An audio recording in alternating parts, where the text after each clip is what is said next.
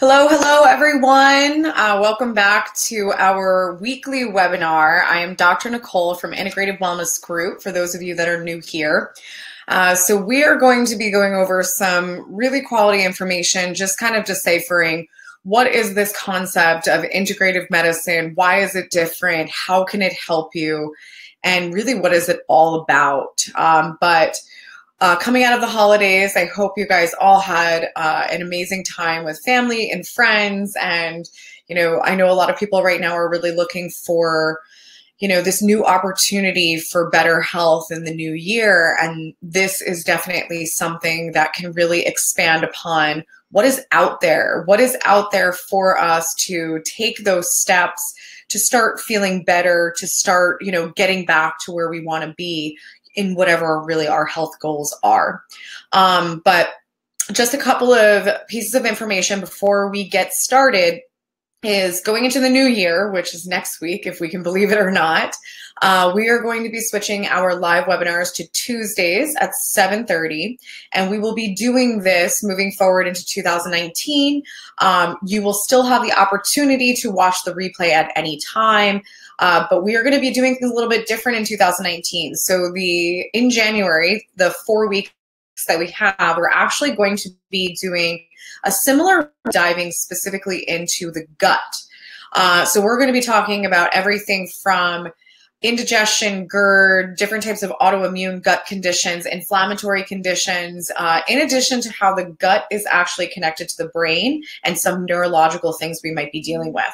So we're going to be taking a similar but different approach in 2019 with the webinar, but it'll be really amazing for those of you that are looking to understand a little bit more specifically about your specific pathology or diagnosis. Or if you are wanting people that loved ones, friends, etc., that are struggling with a specific condition and really hitting a roadblock with their healthcare strategy and being able to help them understand a little bit more about their condition, but also what they can do about it. So those are all good things to come. But for now, I want to give you just the rundown of what we're going to be talking about today. So overall, we're going to be diving into what is integrative medicine, what is functional medicine, what is the difference between the two, and then, of course, what is the difference amongst functional integrative medicine and conventional medicine. So we'll also be discussing a little bit about some of the limitations with a lot of the common testing that we're receiving, which is usually the culprit why some of us are not necessarily feeling our best, but are being told that our blood work looks good and we are in good health.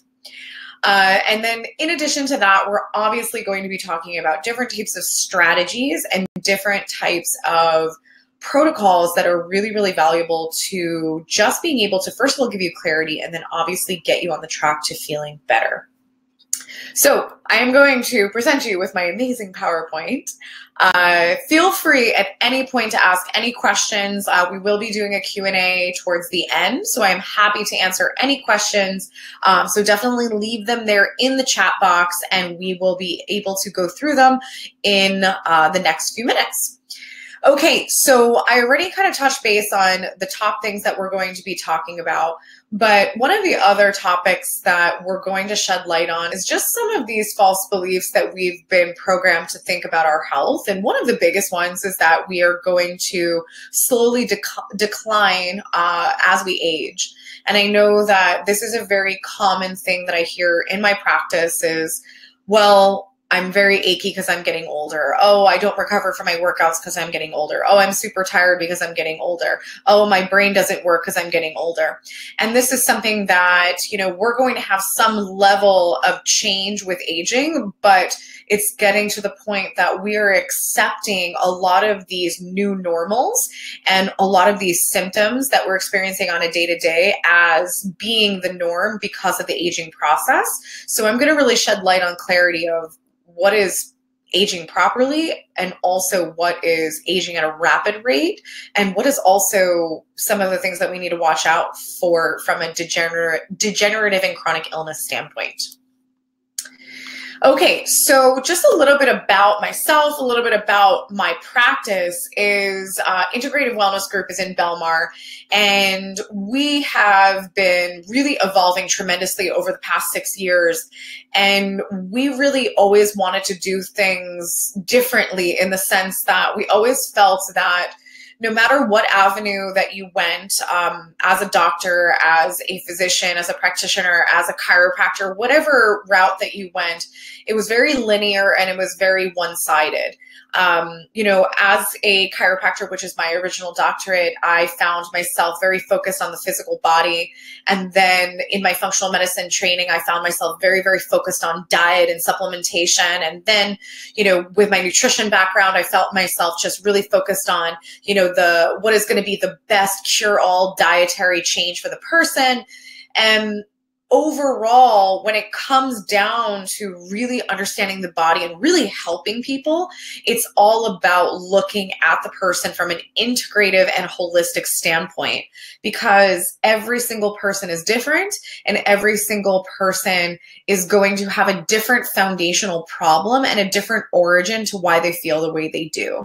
And we cannot ignore emotional pieces. We cannot ignore energetic pieces. We cannot ignore deficiencies. We cannot ignore those things, but it's really a matter of figuring out what is the root for that person, because they might be diagnosed with a specific condition. Let's use irritable bowel syndrome as an example, which is called IBS, but two different people with the same diagnosis can easily have a completely different foundational problem for the reason why that happened in the first place. So when it comes to looking at the body, it's truly about looking beyond just everything being a separated or segregated system, and it's about looking at the big picture of the person. So with that being said, I have done much research and training, and I've really expanded my knowledge, and primarily it's because of my own personal health journey, number one. And number two, it was because in clinical practice, nobody fits the textbook. Nobody fits the textbook, which means the protocols and the regimens and the healing process doesn't fit the textbook. So because of that, I found myself diving into so many different avenues of research and finding that many practitioners have been my mentor over the years, because every physician seems to have their own avenue of expertise. And I wanted to learn from the best of the best that were really excelling in their specific field. If their field was treating Lyme disease, if their field was treating mold, if their field was the gut.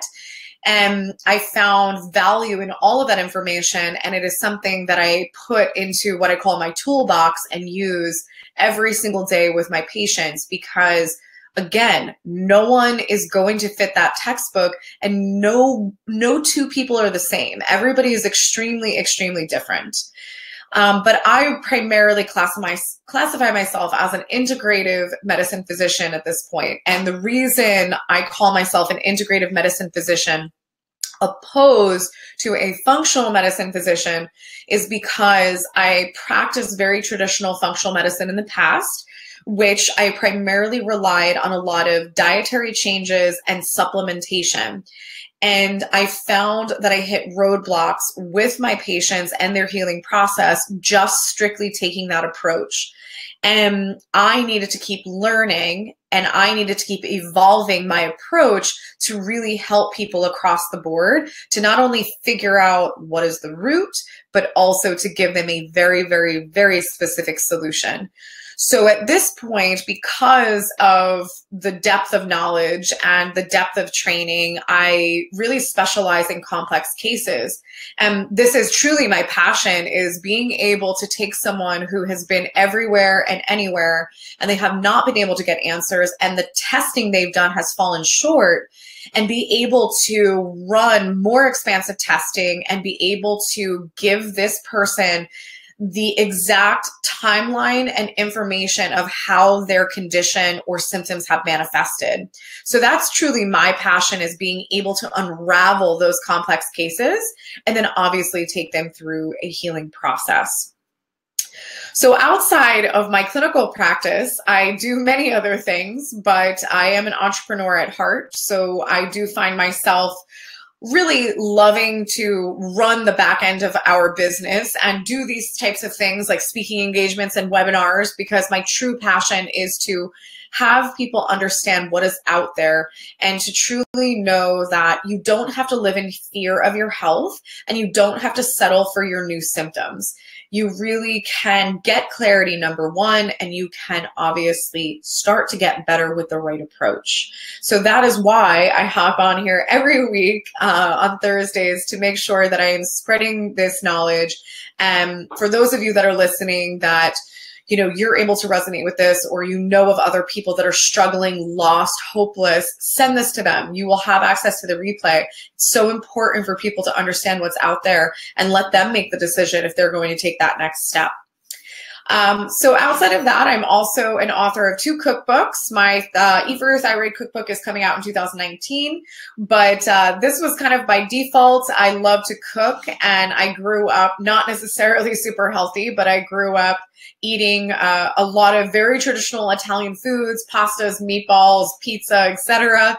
And I found myself getting very excited as I learned a lot about nutrition to take a lot of these comfort foods and traditional recipes and make them more healthy.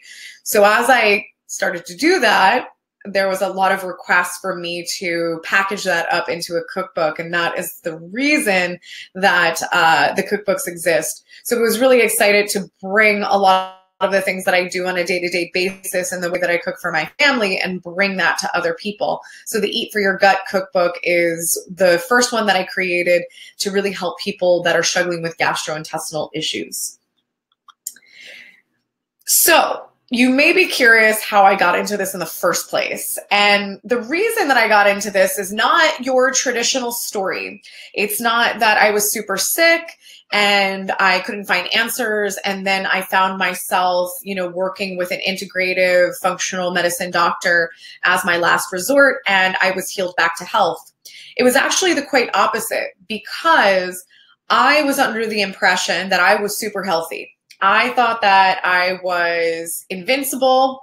I found myself, always go, juggling a lot of things, being able to, balance many different projects. And I always said, well, I can handle this type of lifestyle. I can handle stress. I can juggle a lot. And I found myself, being more conscious about my diet than other people that I knew, especially friends and family. I also was always an avid exerciser. I was always working out. So because of my day-to-day and my lifestyle, I really just classified myself as being super healthy. And when I did my testing, I almost did it with a cocky smirk on my face, thinking that my testing was going to come back pristine. It was going to be perfect. And, I was going to really have, a perfect bill of health. And when I did my testing, it was actually the quite opposite. I found that I had a pretty compromised gastrointestinal system. I had very, very severe mercury toxicity. I actually still to this day have higher mercury than any patient I've ever tested, and I've been practicing for 8 years. So that's pretty significant. And then outside of that, I also found that because of all the mercury toxicity, I was having tremendous hormonal and neurological imbalances because of that. So it was really mind-blowing, but also eye-opening, because when I first got the testing back, I almost was questioning it. Like, this can't be true. This can't be me.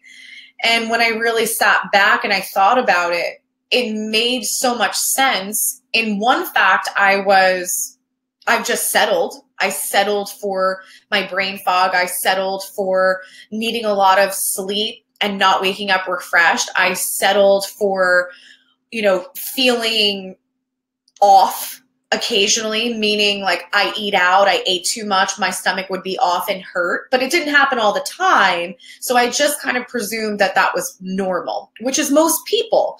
So when I work with my clients and they tell me these things, I 100% get it. I 100% relate to you.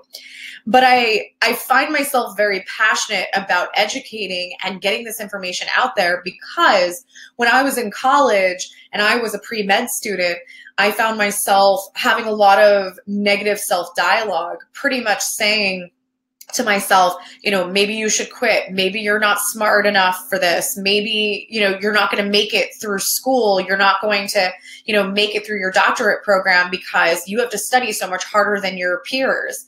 And what's so interesting is that I had massive mercury toxicity, which is classified as a neurotoxin. And, you know, I know that there are so many people that are struggling with that same type of scenario, or they're struggling with feeling depressed or anxious. And this can easily stem from a toxicity that they're completely unaware of. So I do really enjoy talking about these things, because it allows people to have that clarity, to not sit there and judge yourself and have that comparison game of, you know, maybe I'm not as smart as the other person, because it can easily be due to a foundational problem.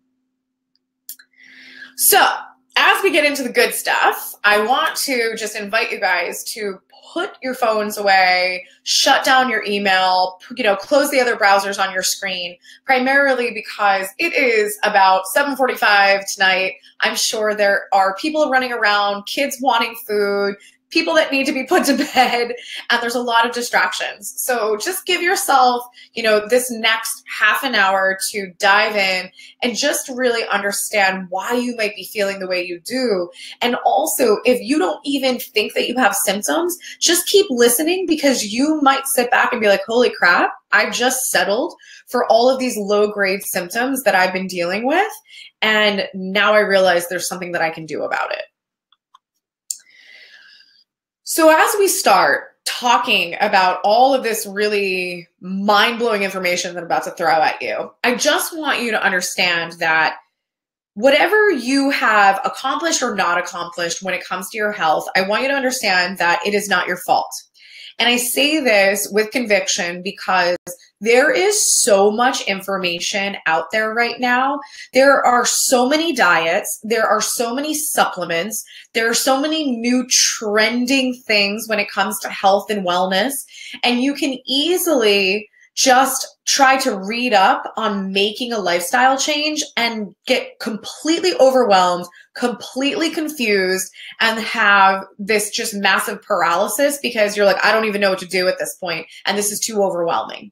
So I completely get that. I even find that it's overwhelming with the amount of information that I get into my email inbox on a day-to-day basis. So I want you to understand that it's not your fault, but secondarily, when it comes to success with your health, it's not just about reading up on your symptoms and then reading about the one person who had a massive shift because of the diet they did or the one magical supplement, because I do wish it was that easy, but unfortunately it is not.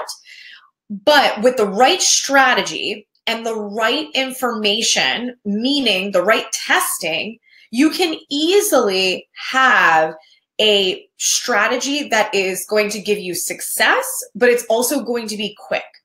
But if you're the person who's been trying all these different diets, all these different supplements, and all these different protocols, and you feel like you're getting nowhere, it's time to sit back, listen, and understand that you've probably done a lot of amazing things, but you probably just haven't been able to figure out what's right for you or what is the right strategy of all the things for you. Because it's not about what you do, it's about how you do it. And I'm going to explain what I mean by that a little bit further as we move on. Okay, so this is probably the most important slide in this entire presentation. And the reason I say that is because this is really just elaborating further on some of the biggest reasons why we're not getting answers with our health, number one, and number two is why we maybe have not been able to start feeling better. And my personal opinion is that all of the specialists and experts and subspecialists in our conventional and functional medicine arenas is one of the biggest detriments to medicine. And the only reason I say that is because we're assuming that every single system is functioning separately. And we're assuming that the gut has nothing to do with the brain, and that the brain has nothing to do with the hormones, and that the thyroid is not talking to the adrenal glands. We're just assuming that every single organ system is completely separate. So you think about it, if you have a heart problem, you go to a cardiologist. If you have a bladder problem, you go to a urologist. If you have a hormone problem, you go to an endocrinologist. And we're easily going to various physicians for what we assume are various different conditions, and nobody is necessarily talking to each other, and nobody is necessarily piecing the puzzle together. So when you are trying to embark on your health journey and you're seeking out the specialist or the expert in your condition, you might find yourself hitting a plateau because all of your systems are not separate, and they're not functioning separately from each other. And this kind of brings me to the second point of this concept of understanding basic physiology. So as an example, if you have gastrointestinal problems, but at the same time, you're also struggling with some type of depression or anxiety or some type of mood instability, you're going to be seeing either a psychologist or a psychiatrist in addition to a gastroenterologist. And the most fascinating part about that is 90 to 95% of your serotonin is actually made in your gut. So if we assume that your gastrointestinal issues have nothing to do with your anxiety, we are going to completely fall flat with a treatment protocol. So it is so important to understand that physiologically, everything is connected. Your brain is connected to literally every single function of your body. And one of the biggest things that it dictates is your hormones. If you have a hormonal imbalance and you have not been able to fix that hormonal imbalance, it's time to start looking at the brain. And the same thing goes for somebody who has massive constipation issues. If you have constipation issues and you've tried every supplement, every dietary change, you've tried massage on your abdomen, you've done all these amazing things, you need to look to the brain. The brain controls the nerves that control the motility. So it's really a matter of looking at the body from an integrative standpoint. This is not about thinking that everything is functioning independently, because it is not. It never has been. So you might be thinking, okay, well, why doesn't everybody think like this? Why is this not the standard of the way medicine functions? And this kind of brings me to the third point is when we are dealing with testing, most of our testing relies on chemistry. And what I mean by that is blood work, a urine analysis, a throat culture, a nasal swab, a stool sample even. Most of these tests that are common practice, especially blood work, especially urine analysis, these are based on biochemistry. So if you have altered biochemistry, we are going to fix that with chemistry altering drugs. So you have to understand that the foundation of the way we do testing is to find flaws in your chemistry and then fix it by chemistry altering drugs. So when you want to understand why integrative and functional medicine is not the standard of care, it's because there's a lot of money to be made in pharmacology. And that's really just a fact. It's not my opinion.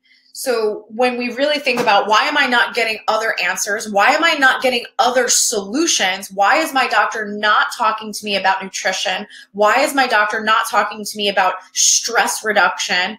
In addition to my medications, it's because there is a lot of red tape when it comes to what the insurance companies will and will not pay for.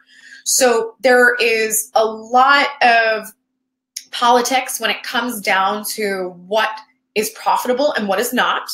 So when you're talking about moving into this integrative medicine world, It's going to give you tons of clarity, tons of information, but that means it's stepping away from this concept that we're going to find this one pill fixes all concept, which we've all been led to believe.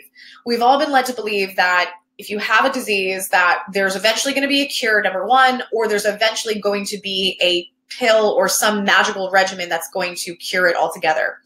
And again, I really wish it was that easy, because it would make my job a lot easier. But unfortunately, I'm the one working with the people that have been down that road and did not get better. And that's a lot of people. Don't get me wrong, medications 100% have their place, and they are life-saving without a doubt. I spent time in a hospital 2 weeks ago, and medications are necessary.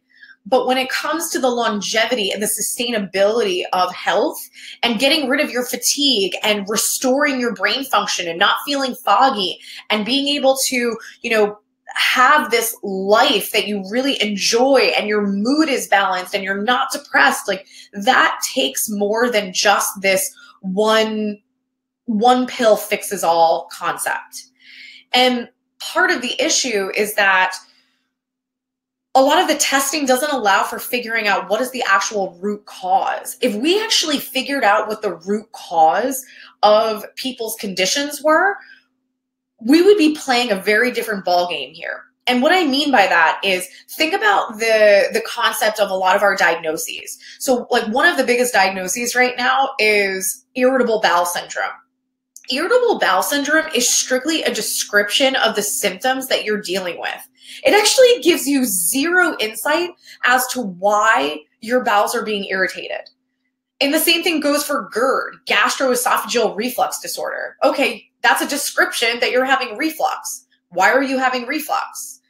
So when it comes down to the description, or it comes down to most of our diagnoses, it's merely a description of our symptoms. So if we were to dig deeper by doing better testing that is not only chemistry based, but beyond that, we will actually figure out what the root cause is, and then we'll be able to provide strategies that is actually going to create sustainability, but also to allow prevention of all of the diseases that we are terrified of. The dementia, the Alzheimer's, the cancers. It is a scary world right now. These people that we love are being diagnosed with these conditions left and right. They say that it's going to be 1 in 5 people that are going to develop Alzheimer's. We need to start thinking outside the box. We need to start understanding why our brains are so dang stressed. So it's a matter of being your own health advocate and just understanding the bigger picture, because when you listen to this webinar, you're going to be like, holy crap, this makes a lot of sense. And I can't believe I didn't even realize this before. So the last point on this slide is this concept of a killing spree. And what I mean by that is, a lot of times when we're dealing with different ailments nowadays, like if you go to the dentist and you're dealing with a toothache, or you have to get a root canal, if you go in with a sinus infection, if you go in with a flu, if you go in with a stomach bug, really whatever you go in with, chances are you're walking out with an antibiotic. And we have been using and abusing this killing spree concept. And I will tell you right now, as a functional medicine practitioner, which was, again, I do more integrative medicine now, but when I was doing more traditional functional medicine, I did the same thing. I just did it with natural supplementation and herbs. I would look at all of the infections that you've acquired and I would help you get rid of them. And one of my mentors, Dr. Zach Bush, one of the things he said to me was, parasites, bacteria, fungus, these things have been around for thousands of years, maybe even longer. He's like, if you think you're going to fight them and win, you're wrong. And I was like, holy crap, you're right.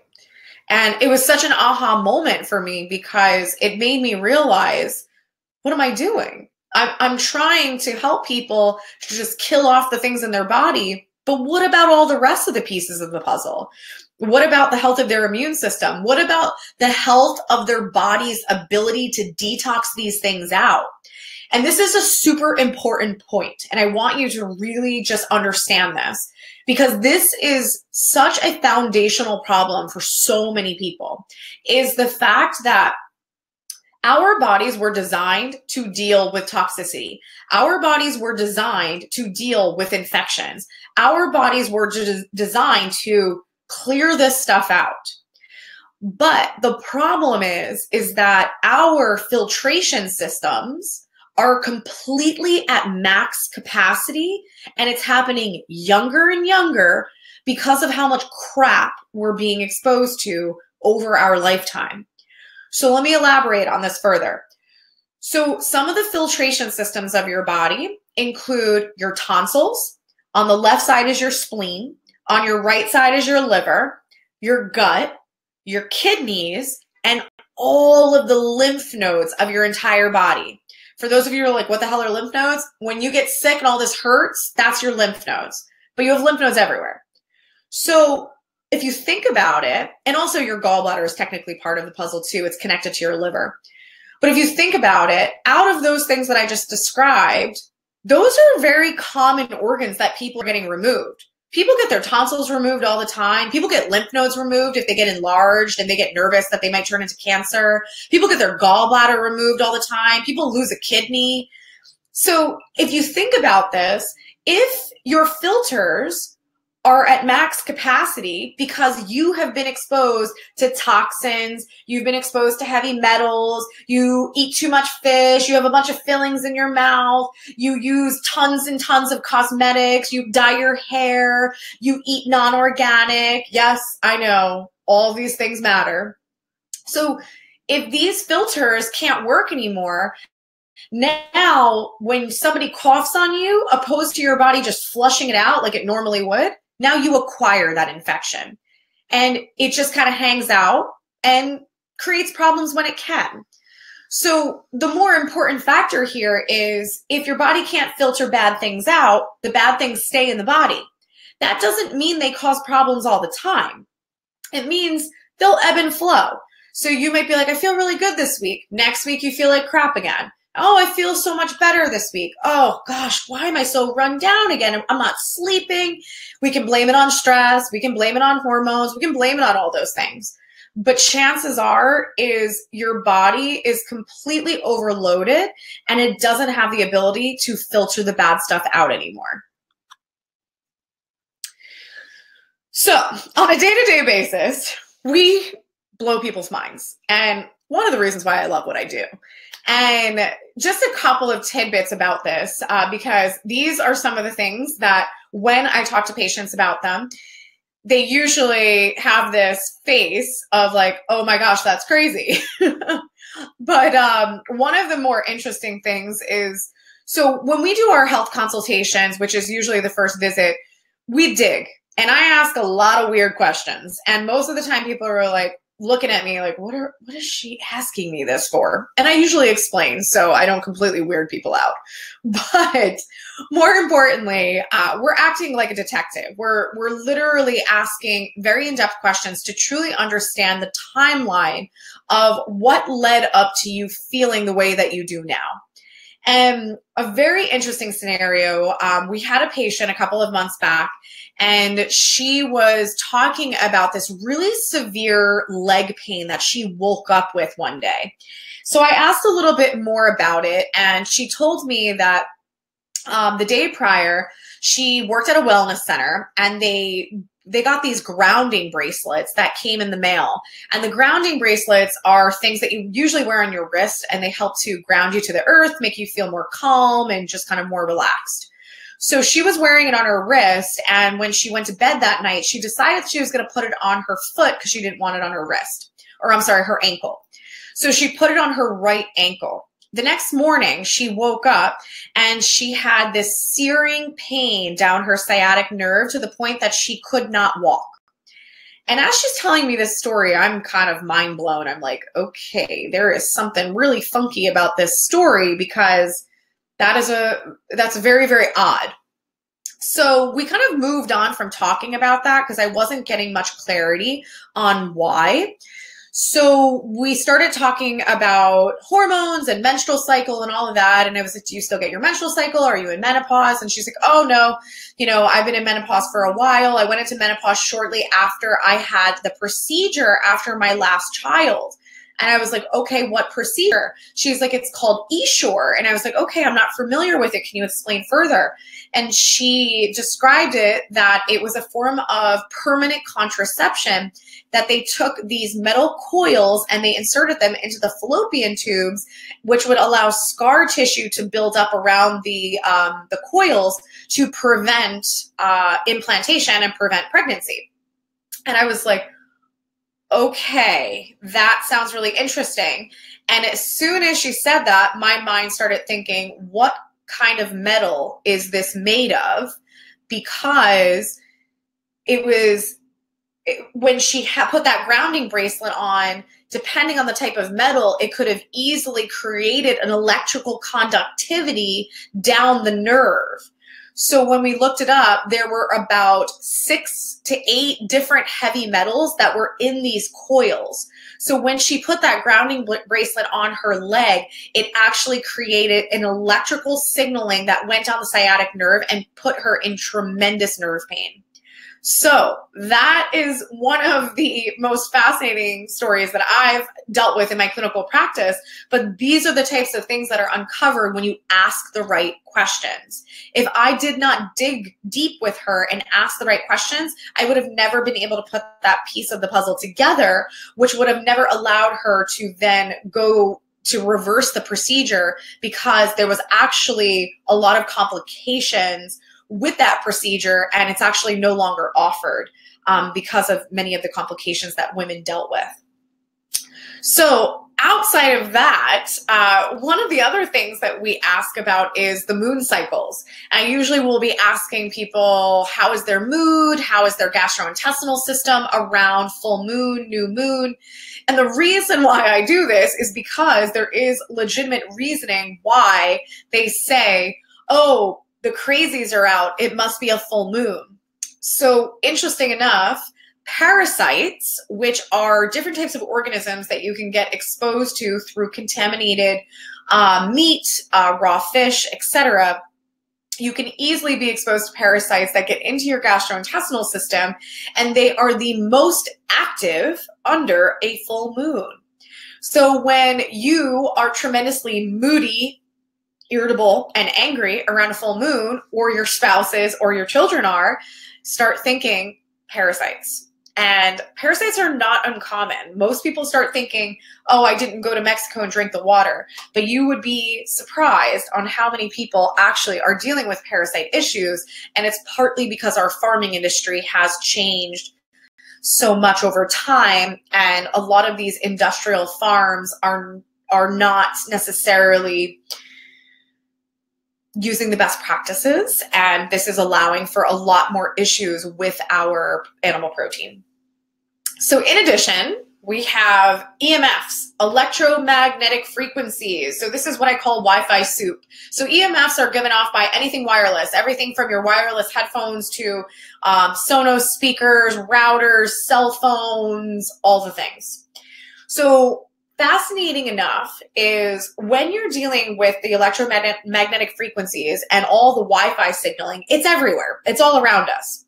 But most importantly is if you are someone who has been exposed to mold, if you know it or you don't, mold can come from contaminated buildings. It could have been water in your basement when you were growing up. It also can even be from eating foods that are high in mold. Peanut butter, blue cheese are some of the high mold foods, some of the favorites as well. But when they did a specific study on mold, what they did was they took 2 different petri dishes of mold, and they evaluated one petri dish that was completely protected and isolated from all the Wi-Fi and all the radiation. And then they also measured the mold on a petri dish that was in regular environment, which is what I call Wi-Fi soup.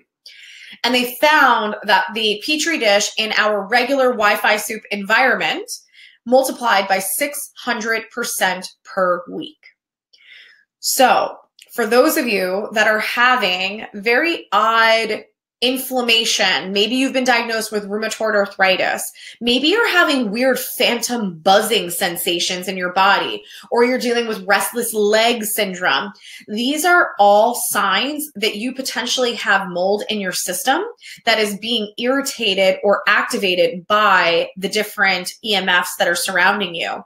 So if you are wearing your Fitbit, Apple Watch, all your fancy devices that are Bluetooth and wireless, that is definitely something that can really create issues with mold that potentially is in the body. So all things to keep in mind.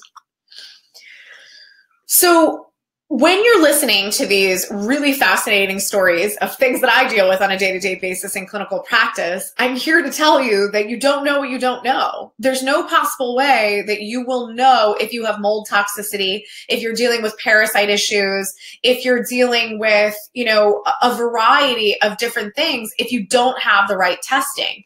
It's really a matter of, if you get the right testing done, you are no longer a mystery. You don't have to sit there and wonder why you don't feel well, or you can't sleep, or your energy is terrible, or your stomach hurts when you eat certain things, and just then think that that's your new normal, or it's because you're getting older. So you don't know what you don't know unless you do different and better testing. And once you have that clarity, you're able to then obviously implement a strategy that's actually going to work. So it's so important for you to get that clarity. And this brings me to a really, really interesting scenario. So many of us are dealing with a thyroid condition. They say 1 in 3 women are going to be diagnosed with some form of a thyroid condition. So I had a woman that I worked with who came to me, and she was already diagnosed with a thyroid condition. So she pretty much told me, I'm having a lot of problems with my metabolism and weight loss, and it's because of my thyroid, and I need you to specifically focus on my thyroid because I need to balance this out, I need to lose weight, and I need to just start feeling better. And I said, okay, we're going to do the testing, and we're obviously going to figure out, what is the root cause, and if there is another layer of your thyroid condition. And she goes, no, I have a thyroid condition, and I can guarantee there's nothing else going on. I said, okay, no problem. We're going to still do the testing. So we do the testing. And prior to that, when we were actually doing her consultation, one of the things that she said to me about her family history is that her mom was dealing with dementia. And more specifically, her mom was dealing with vascular dementia. Vascular dementia is when the brain is not getting proper amounts of blood flow, which is not allowing for proper amounts of oxygen to the brain, which then can lead to neurodegeneration.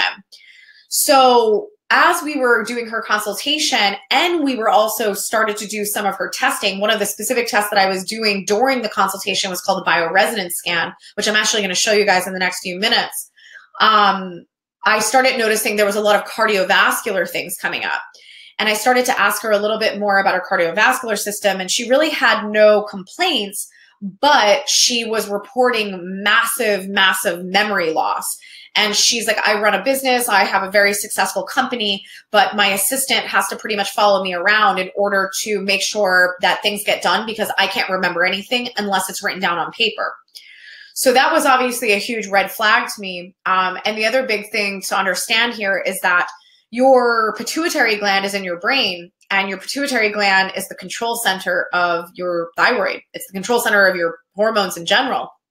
So as we dug deeper and we did all of her testing, what we realized is that she was very much on her way to developing vascular dementia as well. And it was a significant vascular issue to the brain that was actually causing her pituitary gland to not function. So it wasn't the thyroid. The thyroid was definitely dealing with an issue, but the root of the thyroid was the fact that the pituitary gland could not communicate with the thyroid. So this is just something that is so important, because we could have easily treated something that was an effect. It wasn't a root. So we would have worked together and worked on the thyroid, and she would have gotten frustrated and she would have hit a plateau with her progress because of the approach not being the right approach. So it's extremely important to know that the testing reveals what you don't know so that you can obviously start on your healing path. And most importantly is stop accepting your new normal and blaming it on your aging process, because I can't tell you how many people are coming to me and they're in their 30s and they're saying, oh, well, I can't remember anything, but that's because I'm getting older. Or, oh, yeah, I can't sleep. I have insomnia, but that's because I'm getting older. Oh, I'm so achy because I'm getting older. And if we're in our 30s and we're not functioning optimally and we're feeling that badly, you potentially have another 70 years ahead of you. So what is it going to look like later in life? So again, it's really stop accepting these symptoms as being normal, because they're not. And especially if you go to the doctor and you are getting your blood work back and the doctor's saying everything looks good, you just haven't had the right testing. It doesn't mean that you're just doomed to feel that way. So getting into some of these major myths that a lot of us have been led to believe about our health. So one of the biggest is that our genetics are going to dictate our health. Our genetics are going to either dictate if we are going to be well or not well. That is definitely something that has been proven to express differently based off of lifestyle, which I'm going to talk about in the next slide. But other than that, holistic alternatives take too long and they're too much work, and it's impossible to get better without drugs and surgery. And I know that this is perspective, and there is, some physicians that agree with this and some that don't.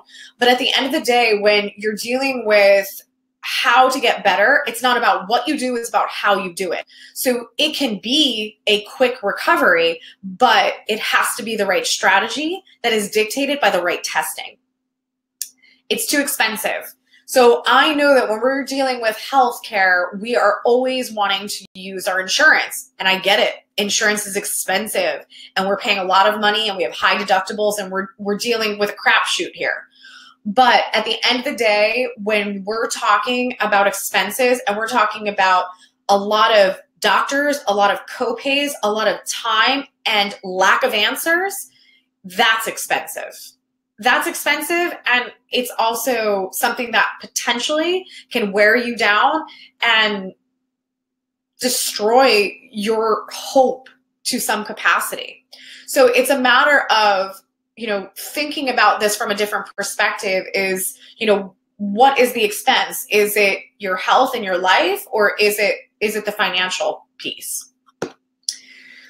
So number one, when it comes to the genetics, is we assume that we have no control. We're doing tons and tons of genetic testing nowadays to see what are we predisposed to.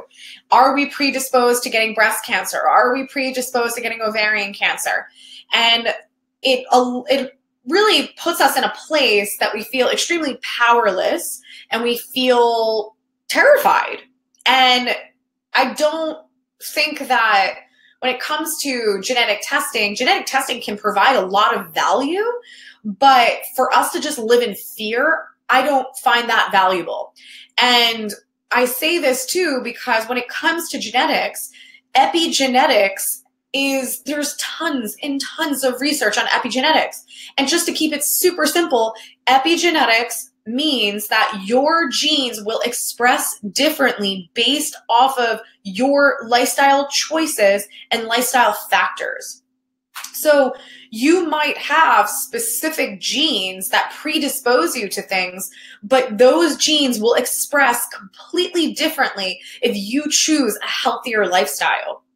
So it's very, very important for us to use this genetic information in the right way. When I use genetic testing, I look at genetics from a different perspective. I look at it in the way of how well do some of your detox pathways work? How well do you absorb certain nutrients? Because let's use a very simple example. Depending on your genetics, you have certain pathways in your liver that help you detox. And some of them work really well and some of them might not work well, depending person to person. So in a person that they're an over metabolizer, let's like say caffeine. If you're an over metabolizer, meaning your detox pathways work really good and really fast, you are the person that drinks caffeine and it doesn't even faze you. You can drink caffeine at midnight and go to bed. Then there's the other person that is an under metabolizer, meaning that the caffeine cannot be broken down very quickly. And if anything, the caffeine sits there for a long period of time because the liver can't break it down. That's the person that has 1 cup of coffee or 1 sip of coffee and they're wired for hours. Same thing goes for the person that they take birth control and they're taking birth control and they get pregnant while they're on the pill. And then there's the person that, is not on the pill and it's hard for them to get pregnant. So this comes down to some genetic factors of how well your body metabolizes a drug. So it's very, very interesting when it comes down to how well certain pathways in some people work versus others that they don't work. So if somebody is this under metabolizer, meaning their liver detox pathways don't work very well, I'm going to make sure that they are aware that they should always be doing some type of supplement or some type of dietary modification to make sure that they are keeping their liver healthy. So these are all things that you can work with using genetics for information to be preventative, opposed to living in fear of your genetic destiny. And with that being said, when it comes to this limitation in testing, again, if we're looking at merely genetics and we're looking at nothing else, we are going to be scared. We are going to be in fear. If you look at other types of testing and you're truly understanding the bigger picture of what's going on in the body and what are the compounding factors to the genes, then you're going to be a lot more empowered to know what you need to do to actually get better and fix the issue. And speaking of the limitations in testing, I wanted to talk about this because I know that personally, the people that I work with that come through my door, it's different all across the board, but most of them have had a variety of different tests that have not given them any answers, and they're very confused because they still feel terrible. And one of the biggest things that I see is people that have Lyme disease that are struggling to be diagnosed properly. And then another big one, especially with my gastro patients, is issues with being diagnosed with a parasitic issue. So I will tell you this might sound like a crazy statistic to you, but 90 to 95% of the patients that I work with that come to me with Crohn's, ulcerative colitis, GERD, indigestion, inflammatory bowel disease, irritable bowel syndrome, all of those different types of gut conditions, 90 to 95% of them have a parasite issue.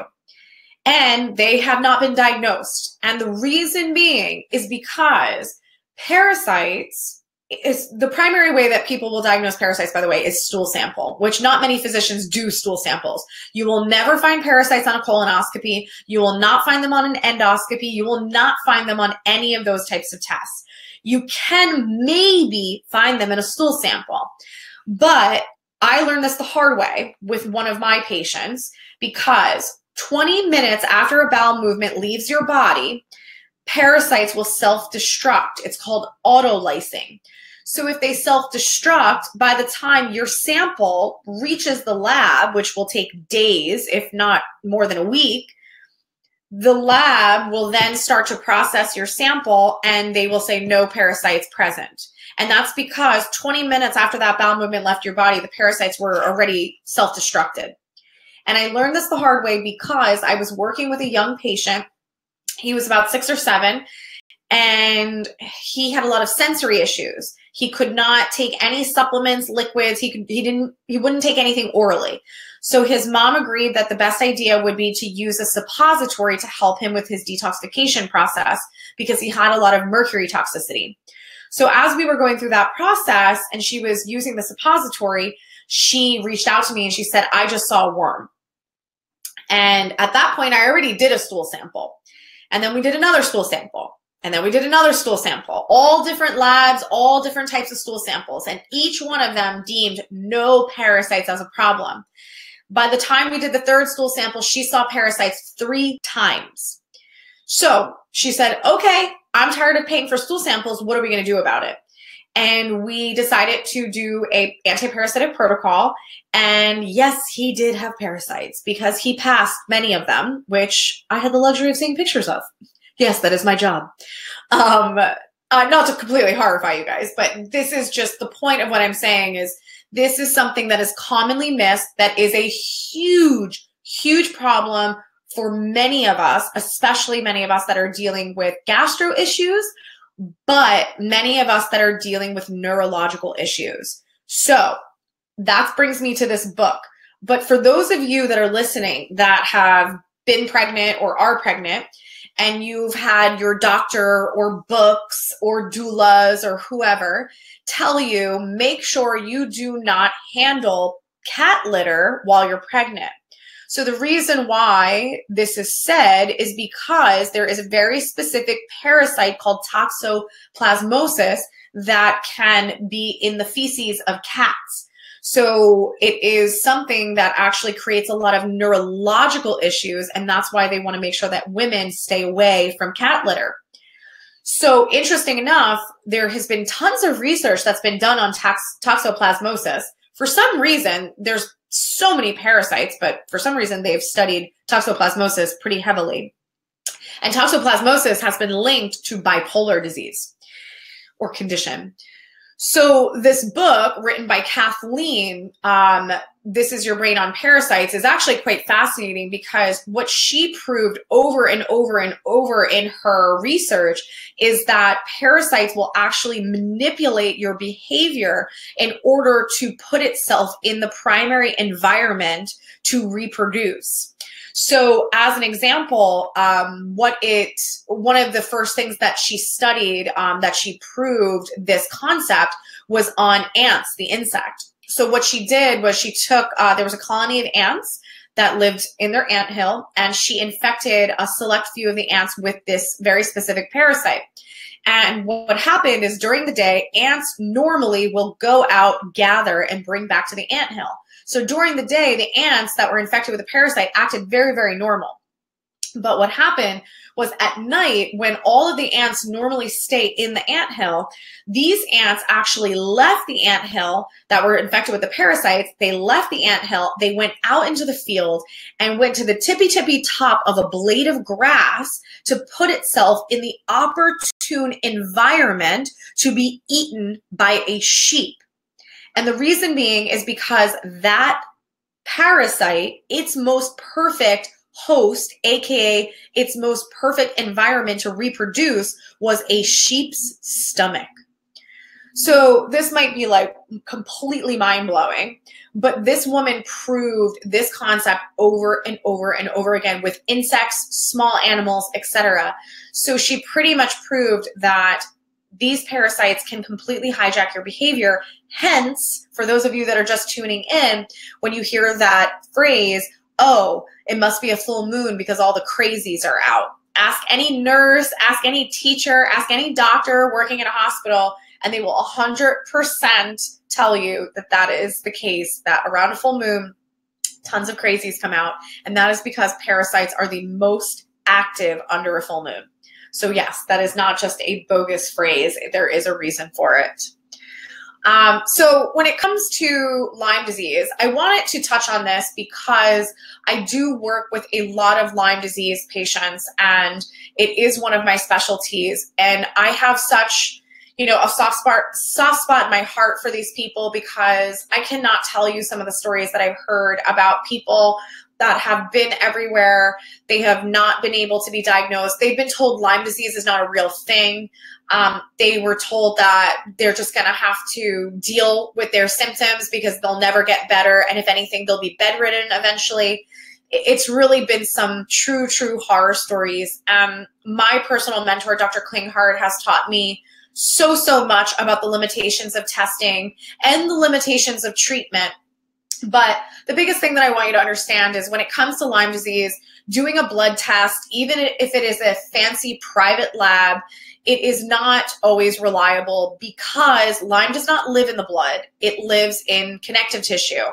And connective tissue could be everything from your knee joint to your shoulders, to your esophagus, to your gut, to your spine, to your brain. It literally depends on the person of where this infection can manifest. And you have to be very, very strategic how you test the body to figure out if it's truly, truly part of the puzzle. And then the other most important part is truly understanding why you may have gone through a treatment protocol using antibiotics and you are now not better, worse, or dealing with what they call post-Lyme syndrome. And the biggest reason for that is because Lyme is very complex. It has various forms. One of the forms is called spirochetes. Spirochetes are these little corkscrew-looking worms that show up usually in different types of testing that we can do if we're doing the right testing. But there is another form of Lyme called round body cysts. Round body cysts, think of this like teeny little tapioca pearl. And what they find is that when the person initially gets infected with Lyme, it gets into the body as a round body cyst and it moves around and it figures out where it's going to live. And it usually will gravitate towards very vulnerable tissue. So if you were a soccer player and you have tons of knee injuries and wear and tear on your knees, then maybe it will get into the knees because that tissue is already damaged. So these round body cysts, they move around, and then once they figure out where they're going to live, they hatch into this corkscrew shape, which is called the spirochete, and they corkscrew themselves into the tissue.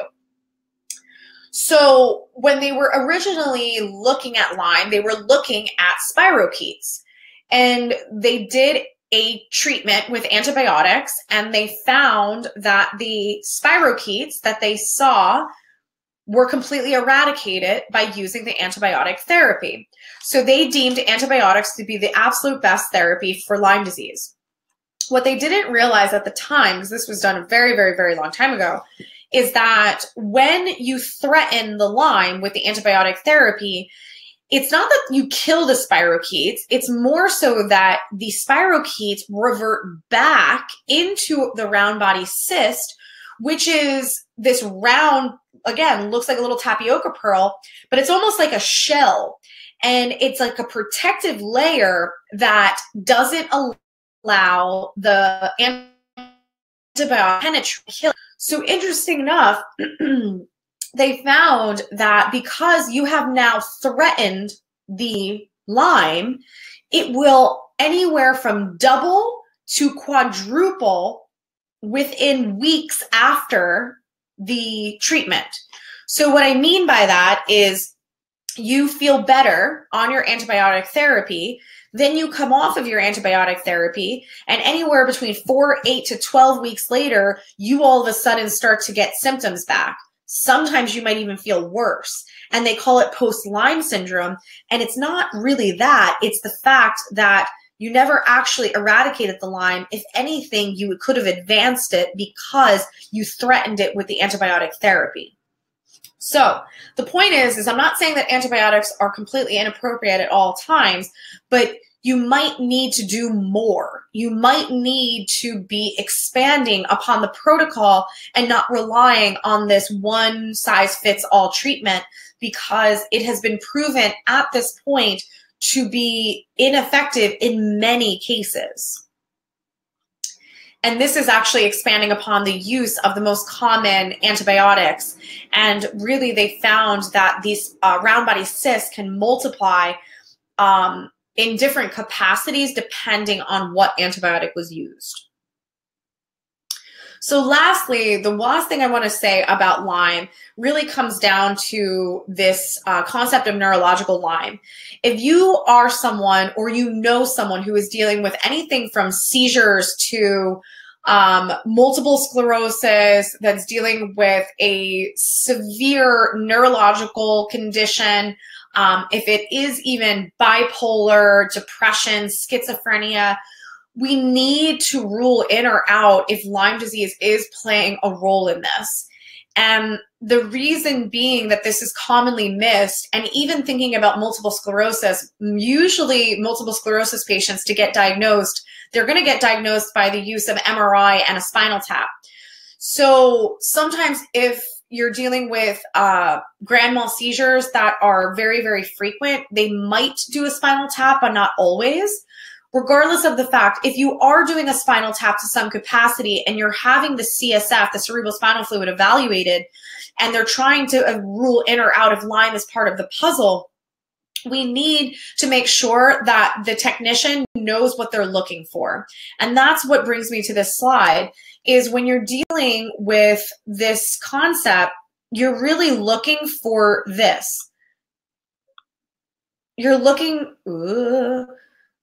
for this round, or the spirochete, which I'm circling if you can see that. I'm circling that, and that looks like the little worms, the spirochete. So if you're looking for the spirochete under the microscope in the cerebral spinal fluid, you're not going to find it. And the reason I say that is because this is what you're going to find. You're going to find these structures that look like these little blobs. They're called blebs. And this is a form of the round body cyst. So when it comes to who is looking at this and are they looking for the right thing, this will determine the right diagnosis versus not the right diagnosis. So this information is just so vital and so important, because you could easily be dealing with an infectious agent that is creating massive, massive neurological distress that's going completely undiagnosed and unnoticed.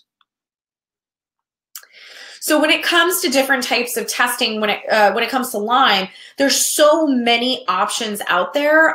We collaborate 5 different tests to really truly understand if Lyme is part of the puzzle. But when it comes to the standard in testing, it's utilizing something called the RK protocol with a urinary PCR test called DNA connections. That is really the gold standard right now.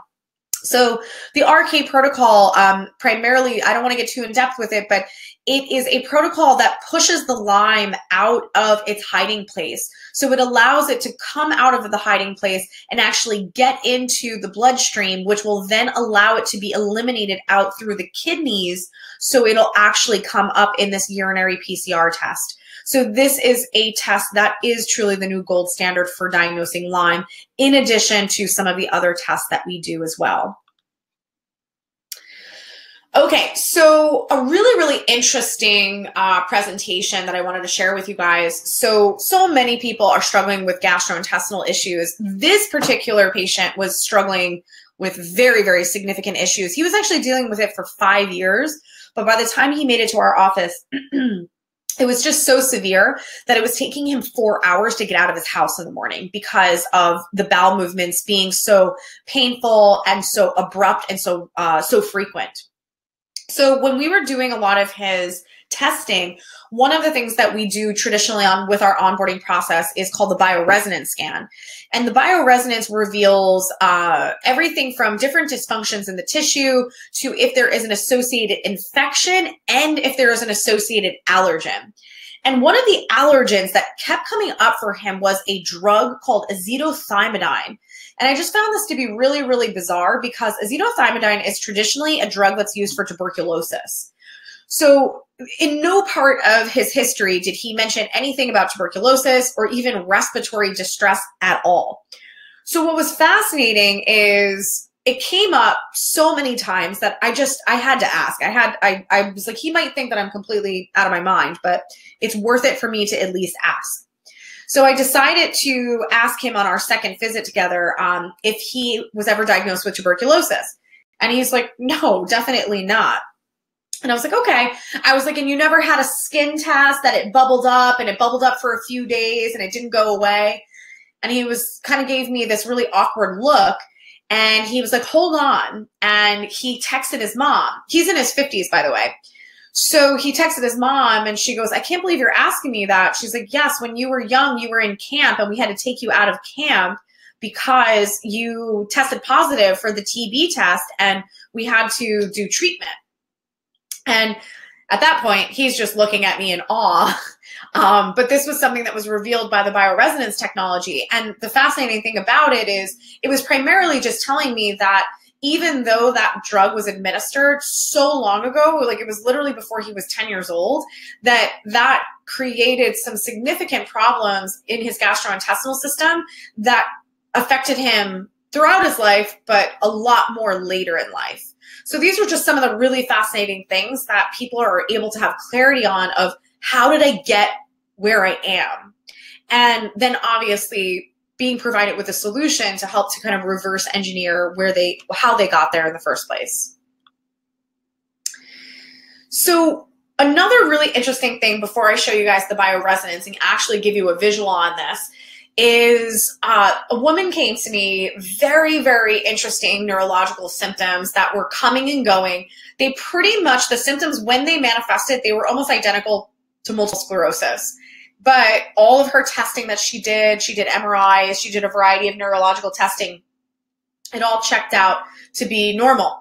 And they said, you know, we don't really have an answer, but you're obviously developing MS. So we'll see you in a year and we'll see if the testing's then positive. But we don't really have any other solutions for you at this time. So that was really stressful for this woman. She was a mother of 2 kids that were, you know, I think 2 years old and 1 year old. So she was just like, okay, so I'm pretty much just doomed to get MS and there's nothing else I can do. So she decided to take another approach, which is why she came to us to just try to see if she can get clarity. And one of the interesting things that came up in her bioresonance, and this was a little bit after the fact, because even after her consultation and her first round of testing, I was still like, I have some answers, but I'm not really able to be like crystal clear on why and how this manifested, because I'm very like particular. I like to be able to literally give you the exact timeline back of how it all happened. And as I dug a little bit deeper into her results, one of the things I specifically saw on the bioresonance that was affecting a lot of her neurological system came up as a vaccine reaction. And this is not being pro or anti-vaccine. This is literally just information of what was kind of the straw that broke the camel's back for this woman, because she had a lot of things going on. She had a lot of infection. She had a lot of toxicity. She had a lot of dental implants, filling. Like she had a lot of things that were stressing out her body and her neurological system. But she was pretty tough and she was kind of just getting through. She was just rolling with it. And she probably didn't even realize that she felt crappy. But when those neurological symptoms set in, that's when she was like, this is scary. So primarily, she had things going on. She had these infections. She had these toxins on. And then when I got on the phone with her on our second visit to kind of go through all of her results, I was like, listen, I was like, I know we didn't talk about it, but I'm curious, did you have any vaccines within, you know, the past 3 years? Because I know that's when a lot of your symptoms started. And she's like, no. And I was like, did you have anything while you were pregnant? Because it is usually routine to get flu and pertussis. And she stopped and paused and she said, holy shit. And she pretty much realized at that moment that after she got the pertussis shot with both of her pregnancies, she went into preterm labor 2 days after. So we realized that it was just bad timing when it came to that vaccine. And it was really the straw that broke the camel's back that allowed all the other things that were brewing in the background to come to the surface and put such tremendous stress on her neurological system. So it was just really, really fascinating and eye-opening. And I think that step number one in her healing process was having that clarity, just to know like there was a reason these symptoms developed and I now can do something about it.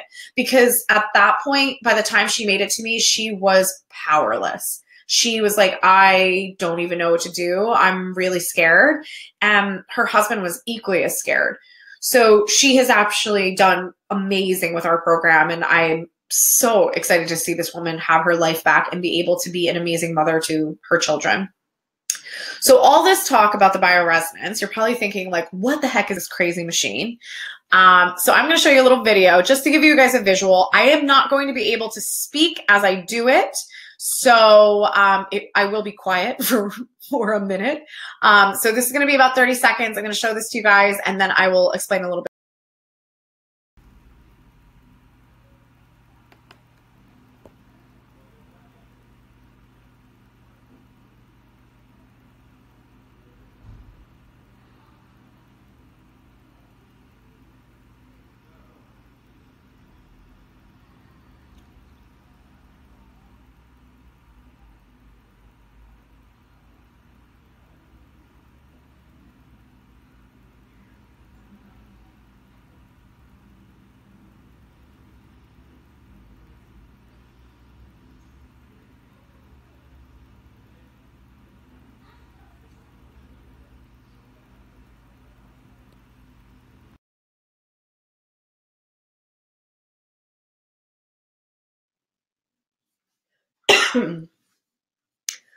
All right. So for those of you that were watching the video, just to kind of clarify, so you obviously saw the images.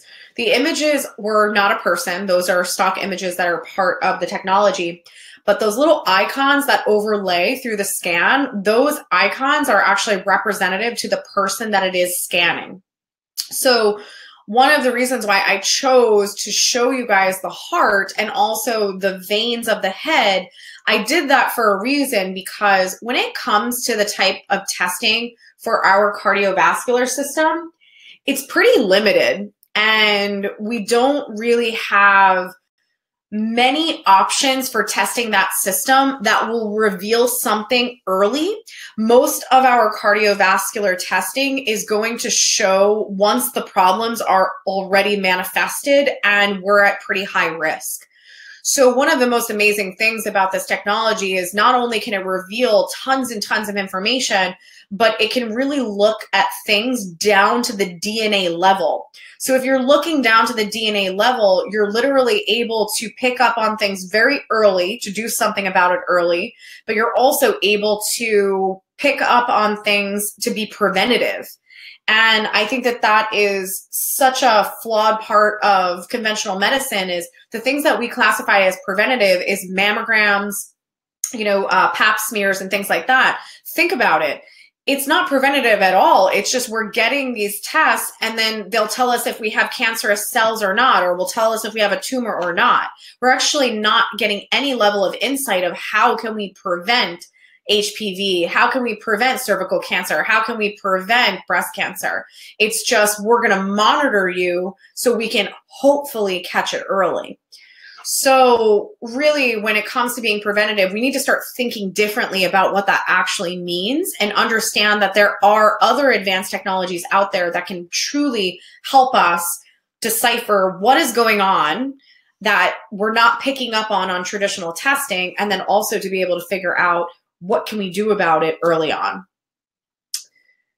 All right, so diving back in, when it comes to this other component that there's a quick fix pill and holistic alternatives are going to take too much time, and they're also going to be really difficult to do. So number one is there's no magical cure for anything. I'm just going to be honest. If you're waiting for a magical cure for your condition or your pathology, unfortunately, you might find yourself being very frustrated and upset when it never happens, or you go down that road and you still don't get better. And the most important thing to understand when it comes to healing and really getting to the root cause is it's not about what you do, it's about how you do it. And what I mean by that is there needs to be a strategy in what you do.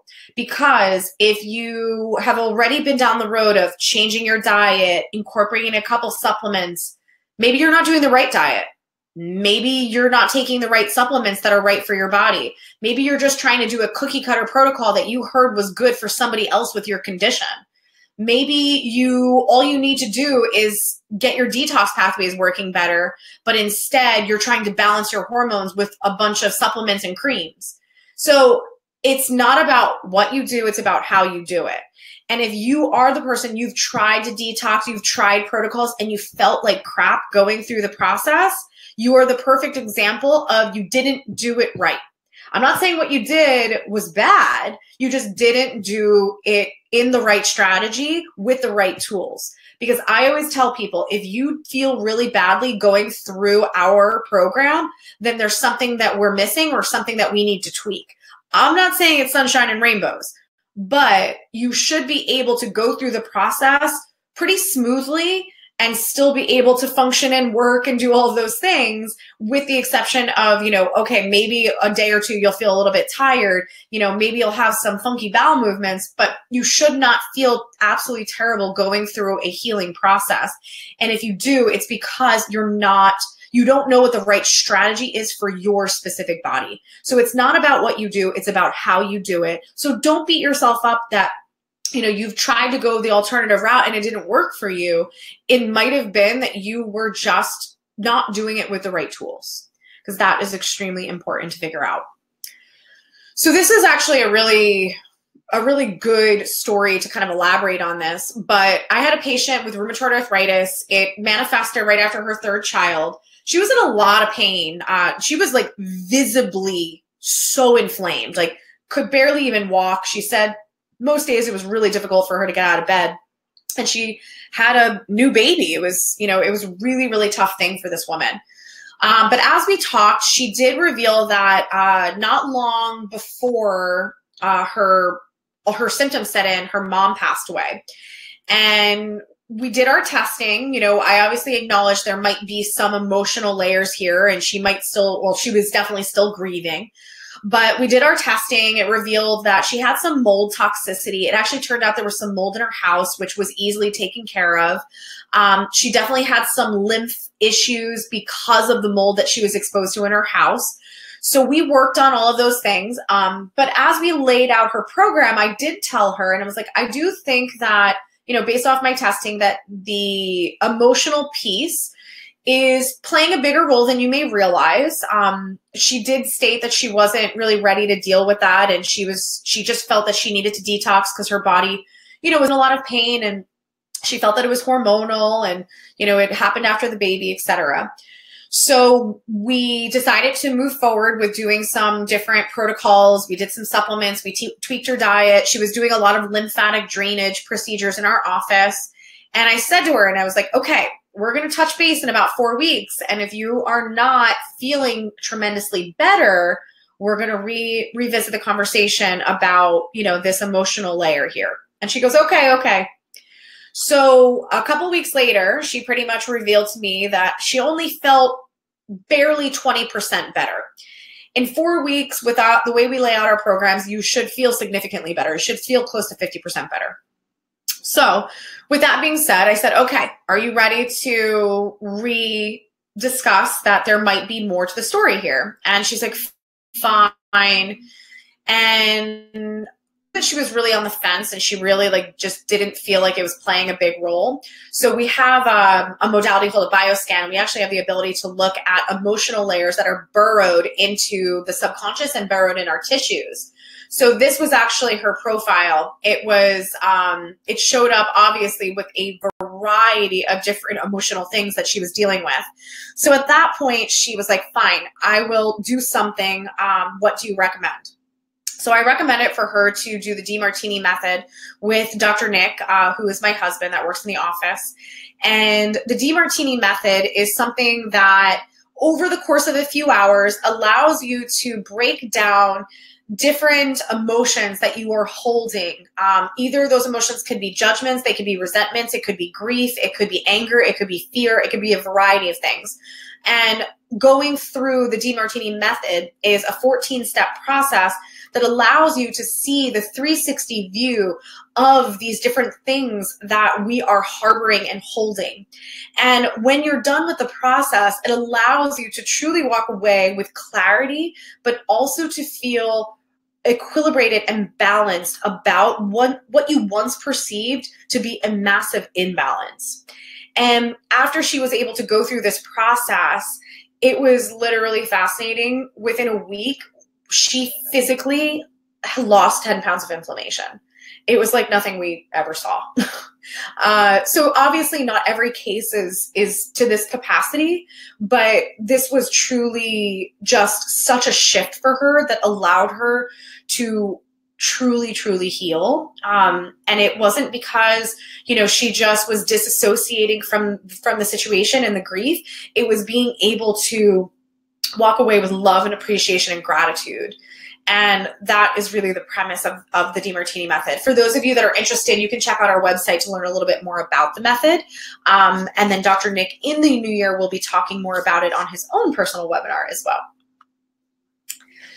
All right, last but not least, it's too expensive and it takes too much time. So I will tell you, friends, the people that have been down the road of using their insurance and doing the experts and the co-pays and the best of the best, and we live in New Jersey, so all the people going to New York and all the best hospitals and everything else, they usually are the people that I work with. And unfortunately, I work with them because they have spent a lot of time and they've spent a lot of money, and the money was mainly in their co-pays and their deductibles, but it was a lot of time wasted and they didn't get answers, and they're now in my facility kind of beaten down and battered and exhausted. So one of the reasons I have this slide in here is because I don't want you to go down that road. I don't want you to go down the road of being exhausted and spending a boatload of money that gets you nowhere. I want you to spend money where it actually gets you somewhere. So at the end of the day, we really have to think about, like, is insurance really helping us get better? Because you're very limited as to what physicians you can see. And as a practitioner, if I'm an in-network practitioner, I am extremely limited on what I can do for you as my patient. I'm extremely limited on the tests I can do. I'm extremely limited on the treatments I can do. And I cannot spend any time with you, 15 minutes max. So when you go to your physicians and you get frustrated while you're not getting answers, you're not getting time, it's not their fault. It's because the insurance only allows very specific parameters. So I just want you to understand that, your doctors do have your best interest, but unfortunately, because of the insurance system and how it's set up, they don't always have the capabilities to do what is best for the patient. So outside of talking about conventional versus integrative medicine, I want to actually create some clarity around functional and integrative medicine. And I want to do this primarily because I used to practice true functional medicine, and I've now moved into this integrative medicine model. And there is a big difference. And the reason being is because there are many practitioners that are advertising themselves as functional medicine practitioners. And what happens is you can go into an office at maybe a low rate of like an initial consultation, and then you will be walking out of that office with a variety of different labs that are going to cost you anywhere between $2,000 to $3,000, maybe more. I know some physicians that tell patients to allocate $6,000 for their testing. So if you want to go get a stool analysis, it's going to be $300. If you want to get urine analysis, it's going to be another $300. If you want to do neurotransmitter testing, it's going to be $600. If you want to do hormone testing, that's another $300. So all of these different types of tests, they add up. So what happens is you're a couple $1,000s in the hole before you actually even know what's wrong with you, before you actually have a strategy or even know if they can help. So I have personally changed the way that I do my testing to, first of all, get better answers, more clear picture of what's going on with the patient in a faster amount of time under a more reasonable price bracket. And I've done this by doing a lot of different in-house testing, which I'm going to elaborate further on. But I do integrative medicine because, yes, I am going to use blood analysis, and yes, I might use a nasal swab, and yes, I might use a stool sample at times. But I'm also going to be bridging the gap by looking at your emotional system, looking at your energetic system, looking at your DNA, looking at the foundation of your cells, your mitochondria. We're going to look at all of these other pieces of the puzzle and look at you as a whole to give you clarity under our onboarding process. So I will explain what that looks like in just a moment. But before we get into that, I do want to just kind of elaborate further on this like concept that we all have been led to believe that spending money on ourselves and spending money on our health is a luxury. And if we do it, we're selfish. And I cannot tell you how many times that I hear this, that it is thought that we, especially as females and as mothers, we go on the back burner because we have to take care of everyone else. And we have to wait until everybody's grown up and everybody's, school's been paid for and soccer and all the sports and all those things have been paid for before we actually do something about our own health. But I will tell you this, you can potentially be such a more present parent. And I'm not going to say a better parent. You could be more present and more happy and more active with your children if you actually feel good. But if you just constantly feel like crap and you're constantly tired and you're constantly moody, then you're not necessarily serving your children to the capacity that you think you are. Just because you get them to soccer practice every day doesn't mean that might be serving them. They're probably grateful, but I'm sure that they'd be happier to just have better quality time with you because you actually feel good. So we need to stop thinking about spending money on our health and our bodies as being this luxury and selfish, because that is just something that is so ridiculous. And we need to get out of this mindset of don't fix it until it's broke, because that is what has gotten us into trouble. That is why we are in an epidemic of cancer and autoimmunity and gut issues and hormone issues and neurodegeneration, Alzheimer's, dementia. We are just doing nothing about our health, thinking that we can slide by with no repercussions. And clearly that's not the case. We are seeing such a massive decline in our health. And, I think the US is rated like number 3 for the most unhealthy country. So getting into this, it's too expensive. It takes too much time. And why should I invest when I go somewhere, I can go somewhere else for where they take my insurance is it comes down to, again, I work with the people that have been down that road that have wasted time and money. So it's time for you to understand that there are other more strategic ways that you can go about getting answers and obviously getting solutions. So for us as a whole at Integrative Wellness Group, we serve people. We do not serve insurance providers. This is why we choose to be out of network. So yes, we are out of network, for those of you wondering. We do accept FSAs and HSAs and all that fun stuff. But I do just want you to understand, we don't do this because we want to be difficult. We don't do this because we want to make our services limited. We do this because we would never be able to do what we do if we were in the insurance model. I would be able to spend 15 minutes with you. And instead, I spend an hour for a consultation and I spend 90 minutes for your report of findings when I review all of your results with you. And I wouldn't have those capabilities if I stuck within my insurance model. So for those of you that are on this webinar and really, really interested in taking that next step, there might be a bunch of feelings. And I know this because I've heard it and I've seen it. And I see that there are many people that feel guilty about investing in themselves. I know there are people that are scared that other people are going to judge them for investing in themselves or taking care of themselves. I know people are scared that they're going to have to explain themselves when they go to parties and they eat differently than everybody else. I know that there are people that blame the fact that they, have relationship troubles on the fact that they don't feel well, or the fact that they haven't left their job that they hate because, they don't feel well. So these are all things that are real, and I get it. And they're all very, very feasible things to be, to be thinking about. But these things should never limit us from our potential and for us to be healthy and to truly, truly be able to live our best lives, because that's just not serving anyone, especially ourselves. And we need to get out of this worrying what other people think, because it doesn't matter what they think. It really just matters that we can do the best for ourselves and our families. So at the end of the day, healthcare is all about answers and solutions. And I think we need to start thinking about it in that way. Healthcare is not about, putting a Band-Aid on something. It's not about another one pill cures all. It's about really understanding why we feel a certain way and finding a solution that is going to create sustainability.